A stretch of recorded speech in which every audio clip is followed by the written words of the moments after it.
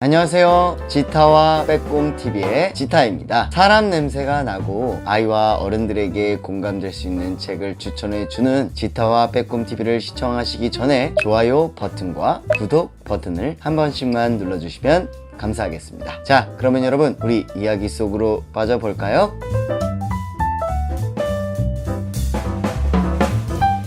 초등학생들을 위한 안데르센 동화 제6편 나이팅게일.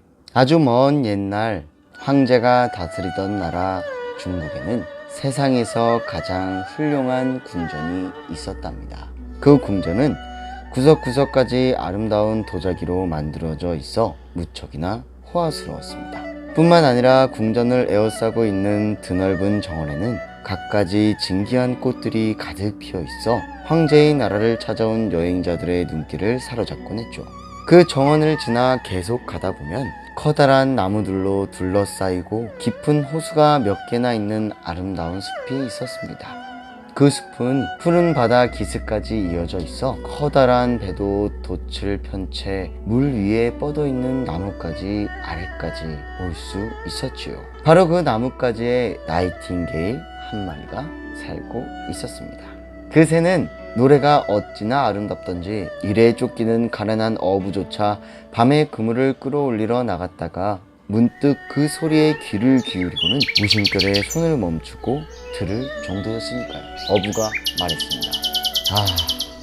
어쩌면 저리 더 아름다울까. 어부들은 소리에 취해 중얼거리곤 했습니다. 하지만 이 마냥 넋을 잃고 있을 수는 없기 때문에 이내 작은 새는 금방 잊곤 했답니다. 그러나 이곳을 여행한 사람들은 이 새의 아름다운 노랫소리를 결코 잊을 수 없었습니다. 덕분에 나이팅게일은 여행자들의 입을 타고 온 세계에 알려졌습니다. 시인들은 깊은 호수 근처의 숲에 사는 나이팅게일에게 아름다운 시를 바쳤고, 유명한 학자들은 이 작은 새의 신비에 관한 책을 썼습니다. 마침내 그 소문은 중국 황제의 귀에도 들어갔습니다.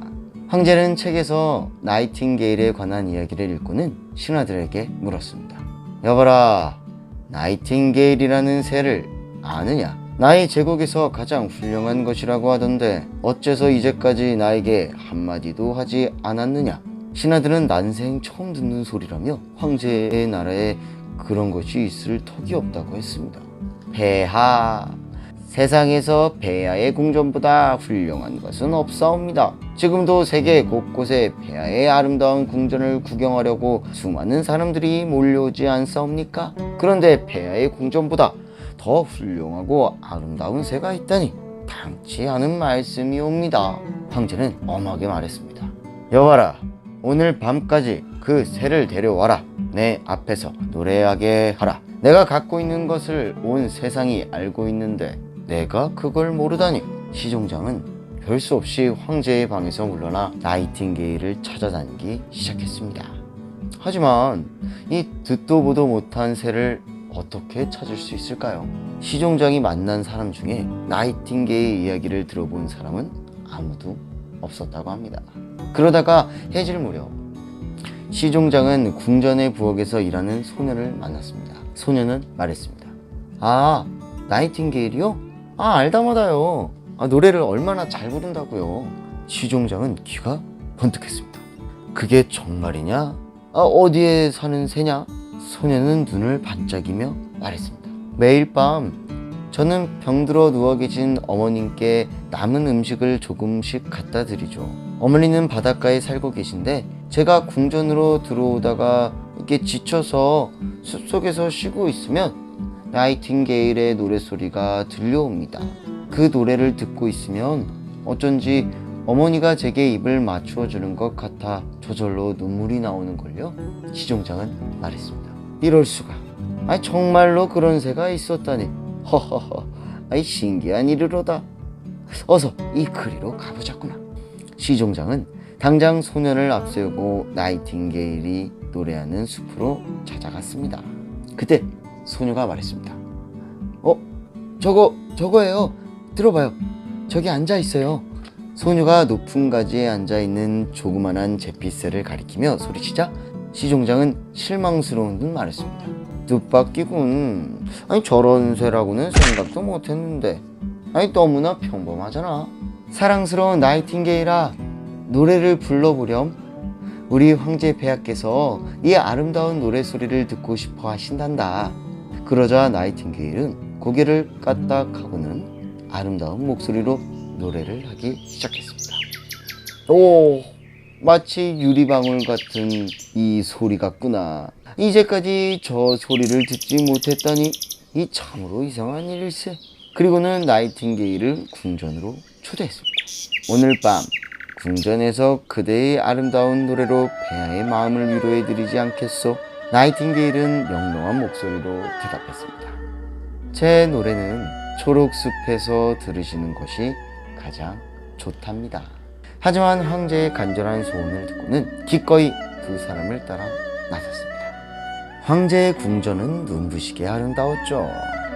나이팅게일은 황제가 계신 큰 방으로 들어가 한가운데에 놓여있는 황금 횃대에 앉았습니다. 사람들은 저마다 아름다운 옷으로 화려하게 차려입고 조그만한 잿빛새를 기다리고 있었죠. 나이팅게일은 황제가 지켜보는 가운데 청아한 목소리로 노래하기 시작했습니다. 그러자 황제의 눈에 초롱한 눈물이 어리더니 뺨을 타고 주르르 흘러내렸습니다. 노랫소리가 황제의 가슴 속에 깊이 스며든 것입니다. 황제는 감격에 막 차서 나이팅게일에게 자신의 황금 슬리퍼를 줄 테니 목에 걸라고 말했습니다. 하지만 나이팅게일은 정중히 사양했습니다. 저는 폐하의 눈에 눈물이 맺히는 것을 보았습니다. 그 눈물보다 더 귀한 보물은 없습니다, 폐하. 그리고는 다시 넋이 나갈 듯한 아름다운 목소리로 노래를 했습니다. 주위에 있던 귀부인들은 저마다 그 소리에 취해 중얼거렸습니다.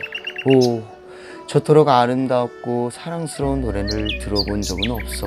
그리고는 너나 없이 입에 물을 머금고 목구멍을 갈랑거리며 마치 자신이 나이팅게일이 된 듯한 기분에 젖었죠. 이렇게 해서 나이팅게일은 궁전의 새장 속에 머물게 되었답니다.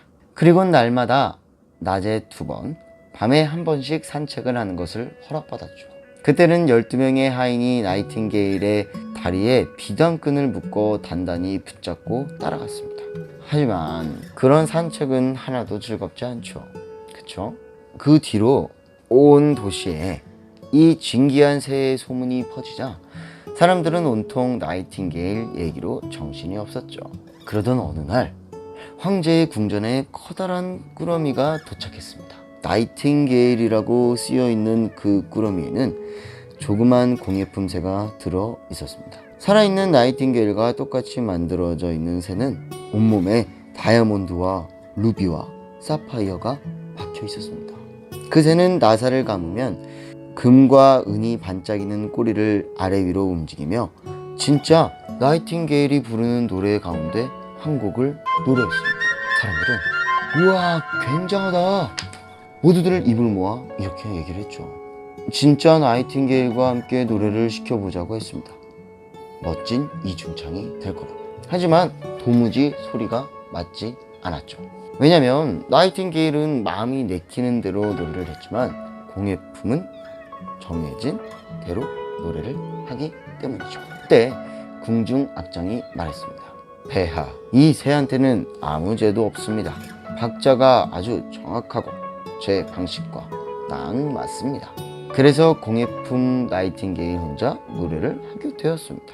눈부시게 반짝이는 겉모습은 진짜보다 훨씬 아름답게 보였고 사람들에게 더 큰 관심을 끌었죠. 공예품 새는 같은 곡을 33번이나 노래를 했습니다. 그런데도 지칠 줄 몰랐죠. 사람들은 다시 한번 처음부터 듣고 싶어 하였지만 황제가 이번에는 살아있는 나이팅게일도 잠시 부르라곤 했습니다. 그러나 나이팅게일은 보이지 않았습니다. 어느새 열려있는 창으로 날아가 버렸으니까요. 그리운 초록숲으로 돌아가 버린 것입니다. 궁중 사람들은 저마다 큰 소리로 떠들어대며 나이팅게일은 은혜도 모르는 새라고 했습니다. 그건 좀 너무한 것 같습니다. 그래서 마침내 백성들에게 공예품 새를 선보였습니다. 사람들은 우와, 되게 놀라죠. 반짝이고 아름답고 그런 새가 노래를 너무나 잘해. 다들 감탄했습니다. 하지만 진짜 나이팅게일의 노래를 들어본 가난한 어부들은 고개를 저었지요. 좋은 소리긴 한데 뭔가 어딘가 이렇게 좀 허전하구만.